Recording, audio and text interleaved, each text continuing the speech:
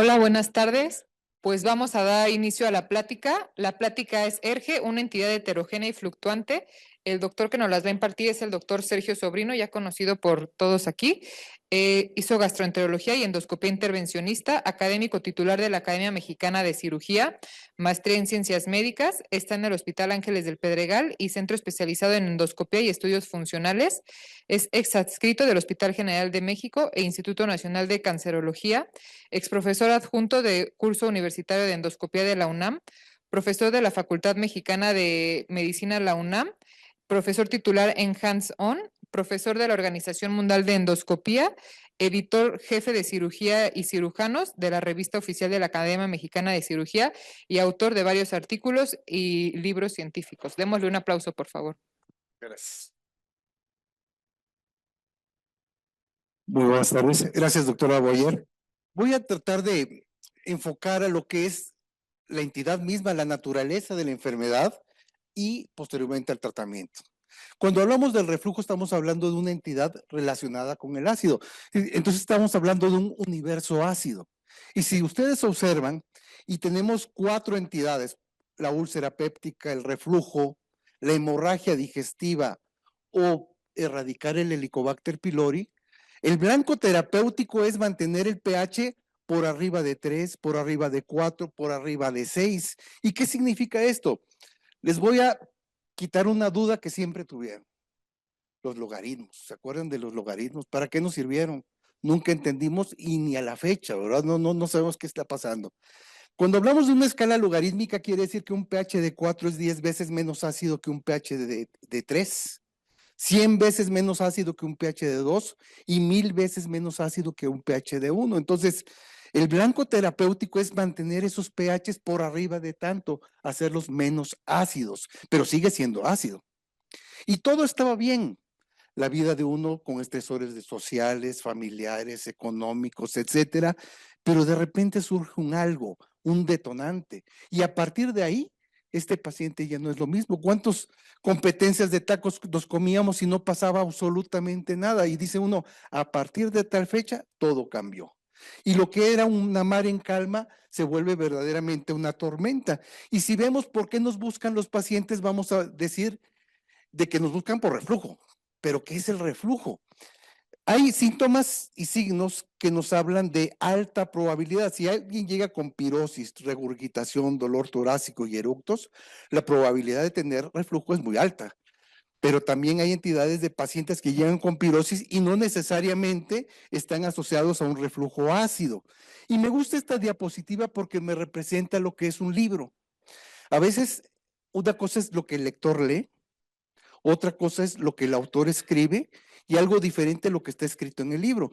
Si ustedes llegan, el paciente les narra sus síntomas, que es como lo percibe, hay un contexto cultural, social, cómo entiende la enfermedad, y el médico funciona como un intérprete, un detective, empieza a rascar, pero con base a lo que dice el paciente. Y a veces la naturaleza de la enfermedad, el comportamiento de la enfermedad es totalmente diferente. Entonces, también hay 3 interpretaciones donde hay un emisor, un receptor y hay un mensaje en medio. Por otra parte, hay que ver que la enfermedad tiene fluctuaciones en el tiempo, hay periodos de exacerbaciones. Doctor, ya no me funciona el medicamento que me dio. Doctora, es que hasta el agua me genera síntomas. Hay exacerbaciones, remisiones espontáneas, no funciona el medicamento es el mejor, doctor, desde que lo vi, me siento mucho mejor.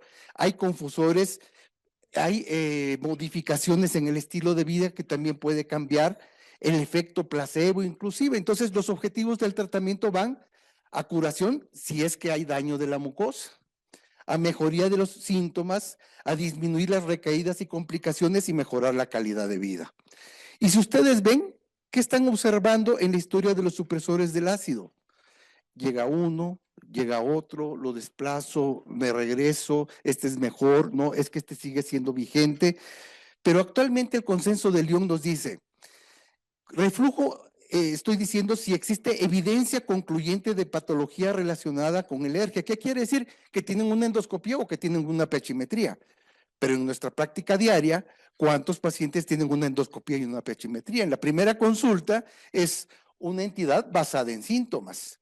Entonces, si yo tengo una pHimetría y me dice que hay una exposición anormal al ácido en el esófago distal en un tiempo mayor al 6%, lo más probable es que sí sea reflujo ácido o que haya esofagitis de acuerdo a la clasificación de Los Ángeles B, C y D.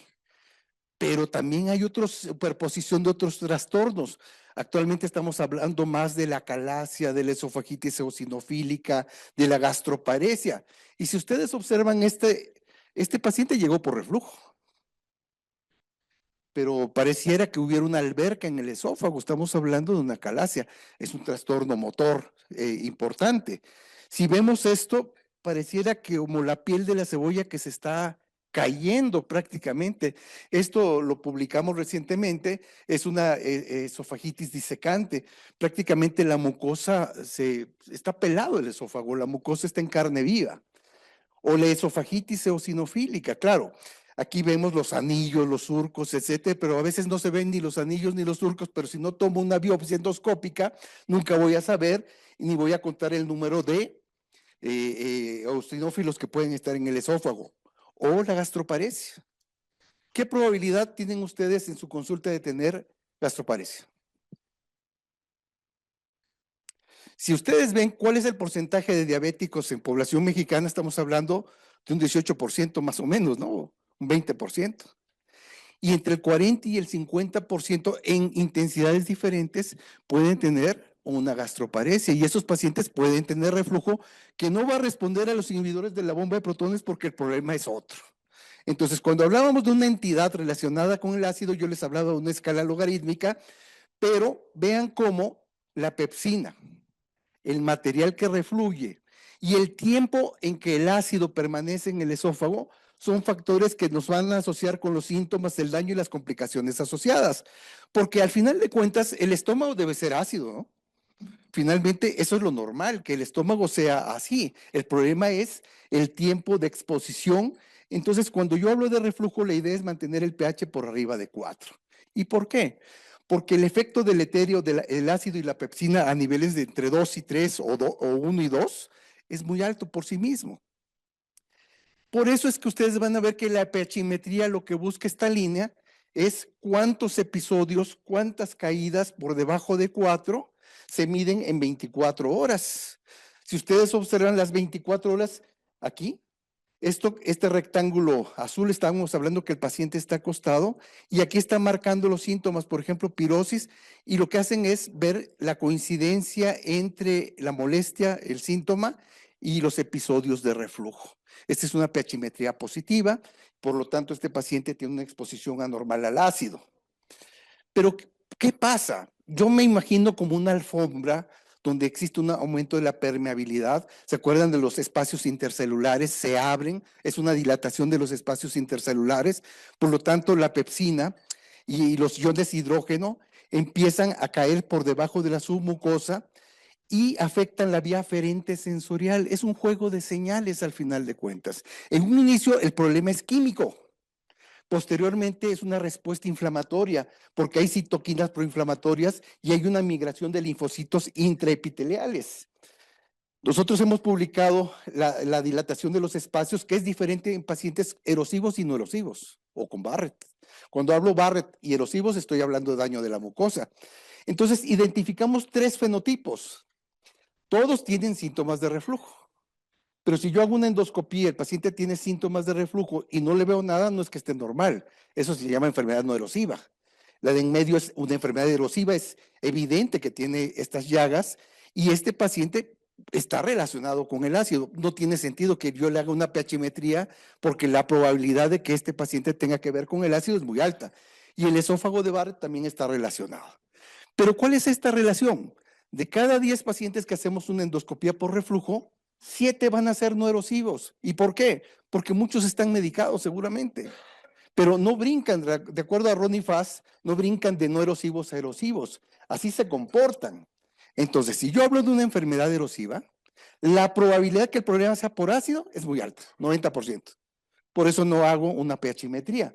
Pero vean los mecanismos fisiopatológicos. Está alterada el esfínter, el aclaramiento, que es este vaciamiento del esófago, Por eso mandan a hacer un esofagograma, inclusive ustedes. ¿Por qué? Porque están viendo que hay una alteración en la movilidad, pero también un vaciamiento gástrico retardado en el 40%. Por eso es que a veces dicen, tu medicamento no sirve. No, el problema es otro. Ahora, si yo hablo de los no erosivos, aquí viene el problema, porque el 50% de los no erosivos, el problema sí es por ácido. Por lo tanto, sí van a responder a los inhibidores de la bomba de protones. Pero el otro 50% son otros mecanismos. Tal vez no la caída de pH tan baja. Puede ser que una caída de 6 a 5 sea suficiente para que el paciente lo sienta. Pero este grupo no debería ni siquiera ser considerado como reflujo. Estos pacientes ya tienen una sensibilidad alterada, es la pirosis funcional. Entonces la pregunta hacia la percepción de la pirosis, ¿es por ácido o no es por ácido? Y si yo detecto esto, pues la cuestión es resolver esto, to be or not to be, ¿no? Pero si no hay ácido, ¿por qué aparecen síntomas? Si hay estímulos químicos, se incrementan el número de receptores de quimiorreceptores. Entonces, caídas de pH pueden ser suficientes. A eso le llamamos débilmente ácido o la bilis. Puede ser suficiente para manifestar la pirosis. O los estímulos mecánicos, cuando tomamos una Coca-Cola fría rápido, podemos sentir inclusive dolor, hay un espasmo, hay una dilatación, y esto tiene que ver con los mecanorreceptores o la hipersensibilidad. Hasta el agua me genera síntomas. Entonces, hay un procesamiento donde están afectadas las terminaciones nerviosas sensoriales aferentes, lo que manda la señal al cerebro, y entonces el cerebro responde ante cualquier estímulo. Pero un inicio es la exposición al ácido. Después afecta el mecanismo de aclaramiento. Recuerden que la peristalsis primaria va después de la deglución. Si yo como algo, empieza a moverse, esa es la peristalsis primaria. La secundaria ya no hay deglución. Puedo tener reflujo y el esófago se mueve. Ese es el aclaramiento, peristalsis secundaria. Y ahí se daña esto por una disfunción neural y aparecen los síntomas, la sensación de atoramiento, dolor torácico, etcétera. Entonces hay una exposición al ácido por el aumento de la permeabilidad y una sensibilización. Este medicamento no sirve. Es más, doctor, me genera más síntomas. Desde que lo estoy tomando me siento peor. Entonces, el conflicto a veces que el cirujano manda una pelota para el gastro a ver qué pasa o al revés, ¿no? Sí. Entonces, síndromes. Para poder entender la enfermedad, te ha hecho esto. O hay síndromes esofágicos o extraesofágicos. Se entiende que hay sintomáticos donde no hay daño de la mucosa o donde hay daño de la mucosa. Pero estos son más complejos. Y aquí entran los otorrinos, los neumólogos, es que tiene tos por reflujo, es que es laringitis por reflujo, ¿qué fue primero, el huevo o la gallina? Es que tiene sinusitis, hay que hacerle algo, etcétera, etcétera, aumento la dosis. Pero para poder entender esto, vean, es una enfermedad compleja, de tan común, de tan frecuente que la vemos, consideramos que es un tratamiento muy sencillo. En la mayoría sí, pero no en todos. Tiene que ver la unión esofagogástrica, la barrera antirreflujo, el aclaramiento que yo les decía, y esa integridad de la mucosa. Entonces, si hablamos de las relajaciones transitorias del esfínter, sabemos que el esfínter se va a relajar. Hay un reposo, pero cuando se incrementa el número de relajaciones transitorias, vean, es el principal mecanismo del reflujo, no es la hernia propiamente. Y esta no tiene que ver con la deglución ni con la peristalsis secundaria, y tiene que ver con una mediación vagal. Y esto me habla también que tengo que pensar en la crura, porque a veces nos peleamos que si el gasto, que si eres cirujano, que quién tiene la razón, si se opera, no se opera, etcétera. Claro que hay un mecanismo. Por ejemplo, que tiene una regurgitación, toma agua y se agacha y se le regresa, lo que hace el IBP neutraliza el ácido, pero no impide que se regrese el líquido hacia la garganta. Entonces, tenemos que considerar en el reflujo, obviamente, los trastornos del vaciamiento esofágico y el reflujo, porque llega un momento que se genera una bolsa supradiafragmática. Y nosotros queremos ver que todos los pacientes tienen un hiato amplísimo, y no es así. A veces hay pacientes que tienen un hiato prácticamente normal y el paciente está muy sintomático. Por eso es que esta barrera antirreflujo, si comparamos la normal, la alterada y la alterada grave, estamos hablando de la crura, el esfínter, el hiato cerrado, la presión del esfínter, la presión abdominal, y vean cómo los eventos fisiopatológicos se van incrementando hasta llegar a un aclaramiento patológico o el bolsillo ácido supraesofágico, entonces supragástrico, ¿no? ¿Y qué pasa en la noche? Cuando yo me acuesto, dice, empiezo a tener más síntomas. ¿Por qué? Porque disminuye el flujo salival para neutralizar el ácido, ya no hay degluciones, por la posición, pero también el aclaramiento esofágico alterado puede hacer que este paciente tenga más síntomas. Y nosotros hemos hecho publicaciones de que los pacientes que tienen reflujo más diurno tienen más síntomas dispépticos. Causa o efecto. ¿Por qué pacientes con dispepsia no mejoran tan bien que cuando solamente tienen reflujo como único manifestación? Y los que tienen trastornos del sueño tienen más manifestaciones extraesofágicas. Y así podemos utilizar las pruebas terapéuticas. Damos un IVP para ver si responde, pero la sensibilidad es muy alta, pero la especificidad es muy baja.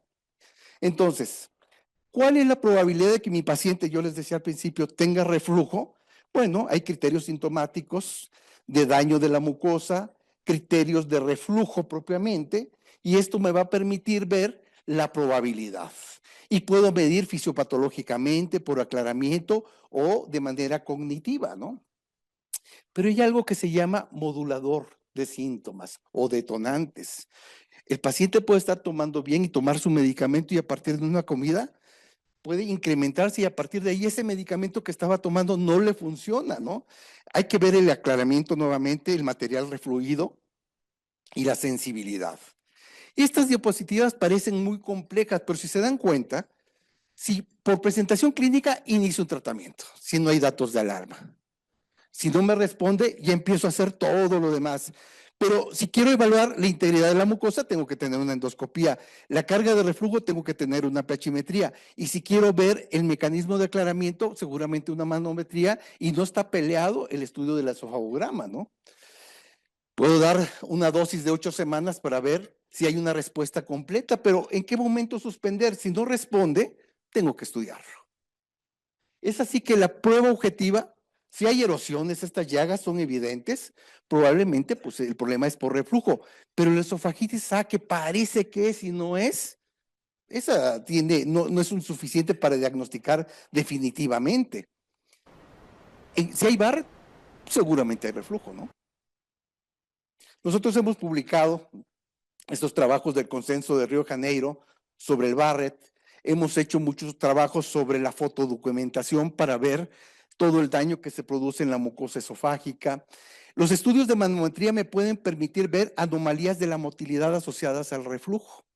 Y asimismo, la pH-metría me dice qué tanto ácido hay en el esófago, la correlación de síntomas, y podemos ver el tiempo de exposición, la cantidad de eventos de reflujo, correlación sintomática, lo que les decía yo del reflujo. ¿Qué es eso débilmente ácido? Eso no existe en realidad.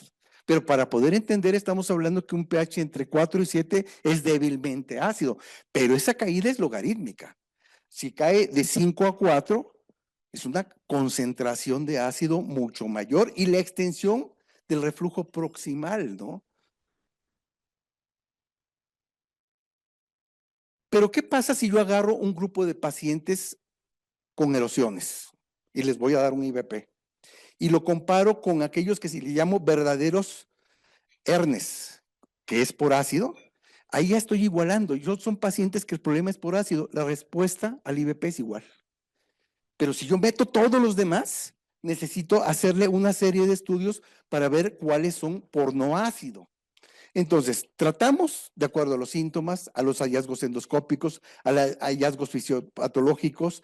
Tenemos que considerar cuándo es el momento quirúrgico y endoscópico. Yo considero que hay un momento determinado.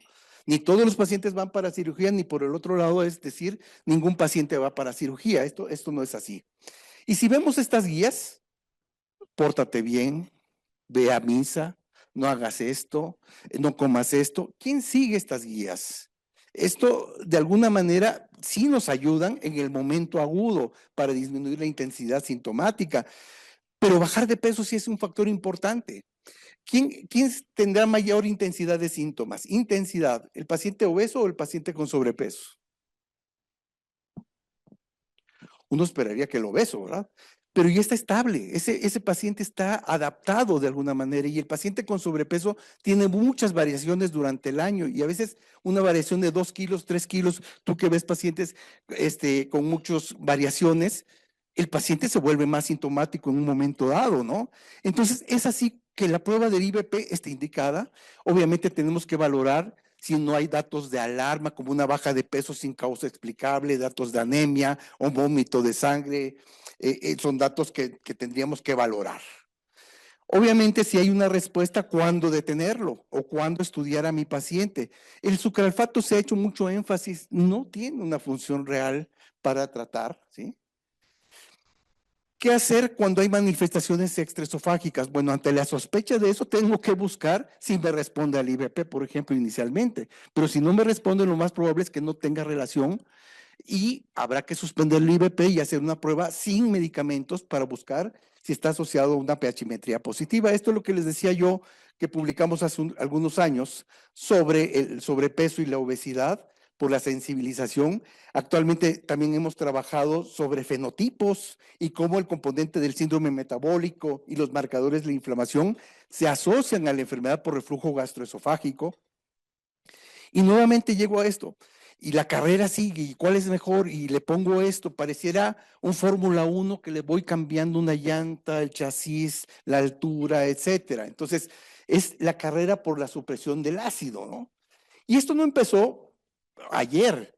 Desde el 71 empezó con el timoprazol, pero era un inhibidor de la bomba de protones, pero el problema era muy efectivo sobre la supresión del ácido, pero muy tóxico. Entonces modificaron los anillos y se buscó eficacia, seguridad, tolerabilidad, calidad de vida, farmacoeconomía, farmacogenómica y en qué tipo de pacientes, porque cada medicamento que sale tiene que cumplir estas características. Y así vamos a ver que los IBP son racematos. ¿Qué quiere decir eso? Son dos moléculas en espejo, van juntas, una girada hacia la izquierda y otra girada a la derecha.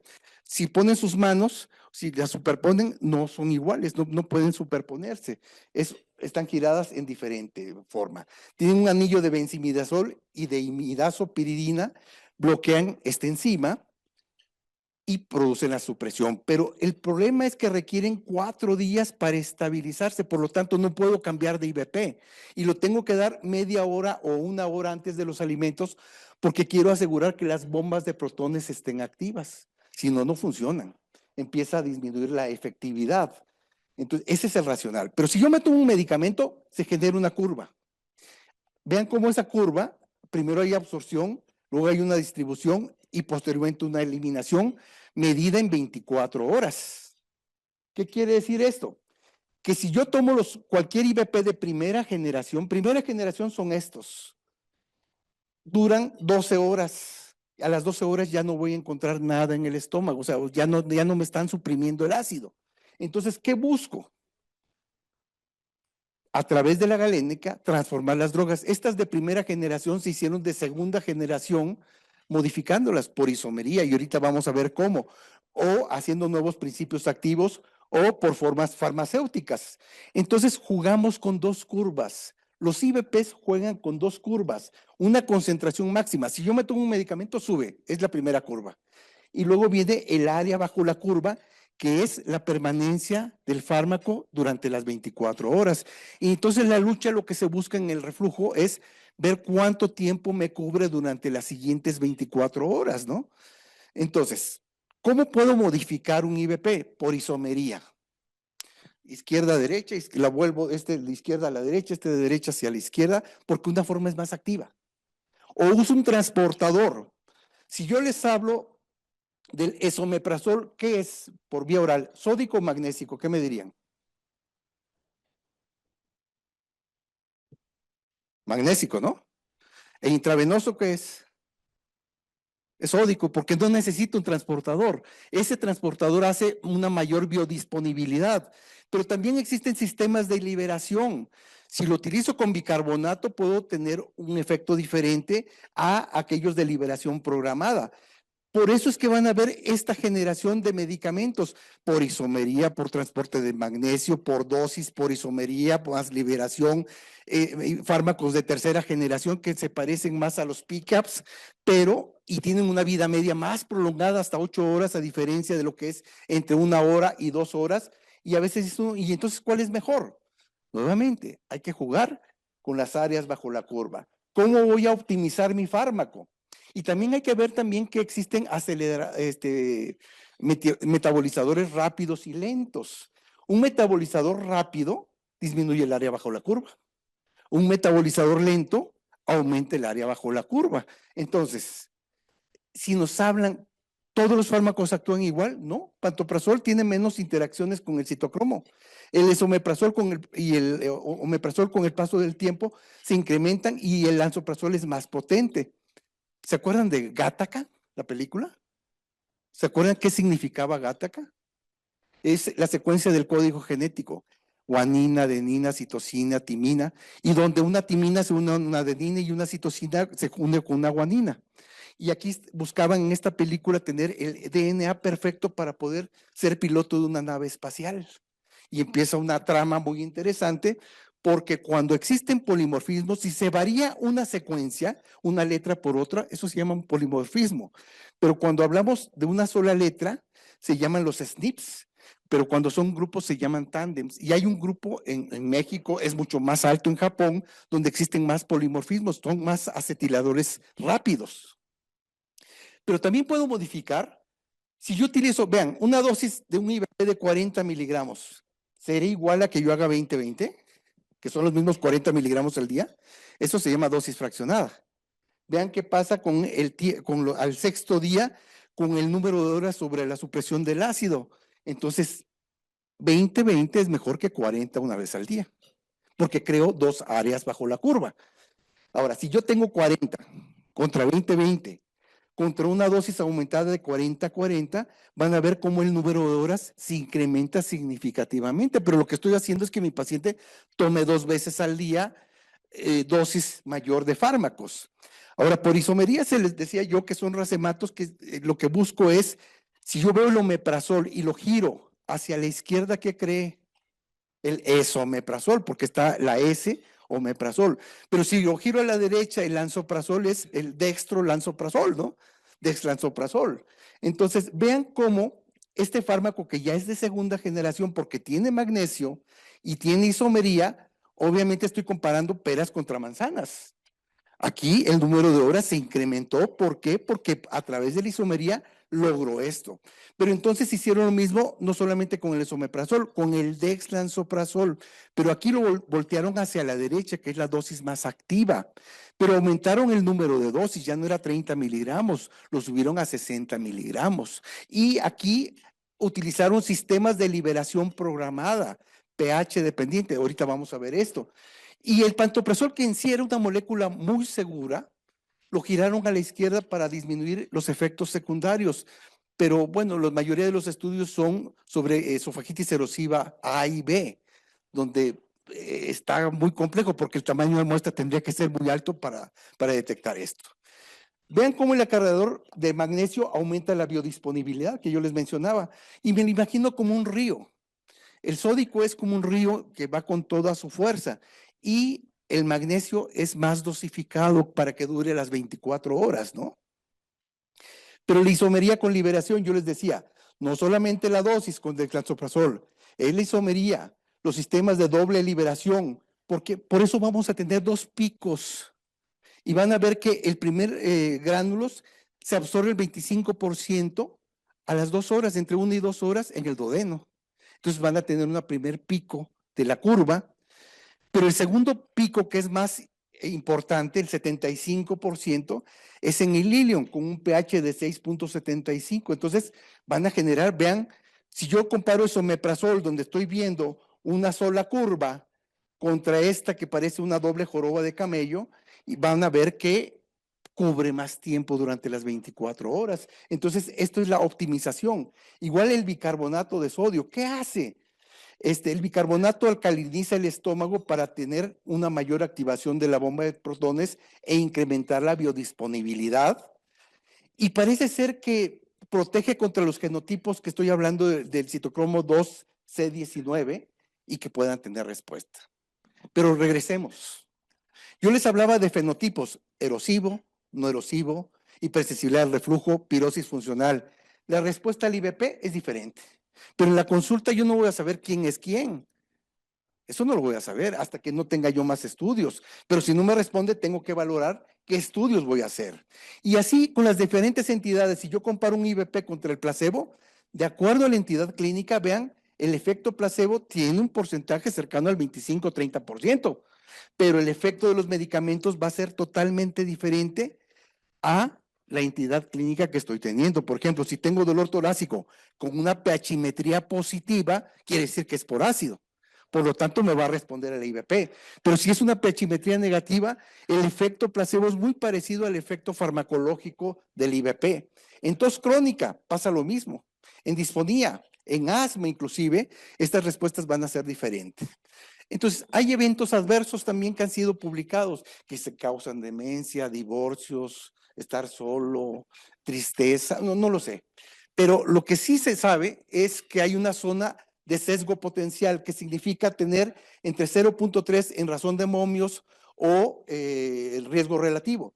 Entre 0.33 y 3 es una zona de sesgo, no están asociados. Cuando es mayor de 3, el riesgo está incrementado y el riesgo es protector cuando es menor de 0.3. Y vean dónde cae la mayoría de los efectos secundarios, porque han dicho que el cáncer, que si produce fractura de cadera, son medicamentos muy seguros y de los más recomendados en el mundo.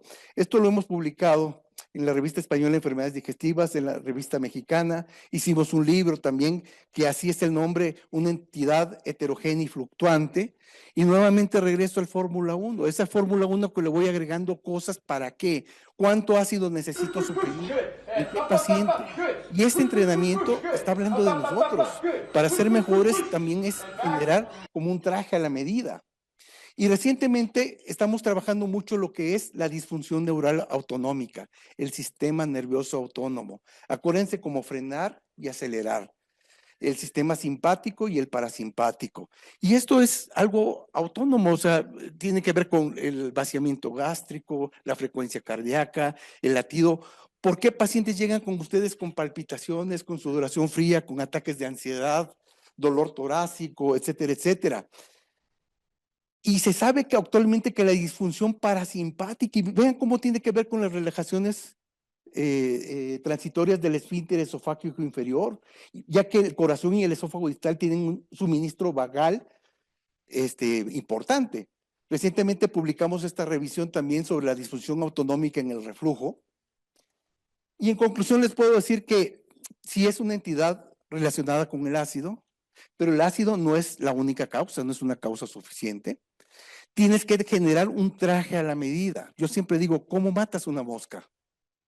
La puedes matar con un hacha, con una bomba atómica.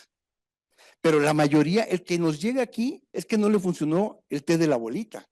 Seguramente no le funcionó, pero a veces sale con un medicamento optimizado y esto puede ser la diferencia, sobre todo efectuar lo que es el apego a tratamiento. To be or not to be. Diógenes, ¿qué es peor? ¿La ignorancia o la indiferencia? Ni lo sé, ni me importa. Gracias.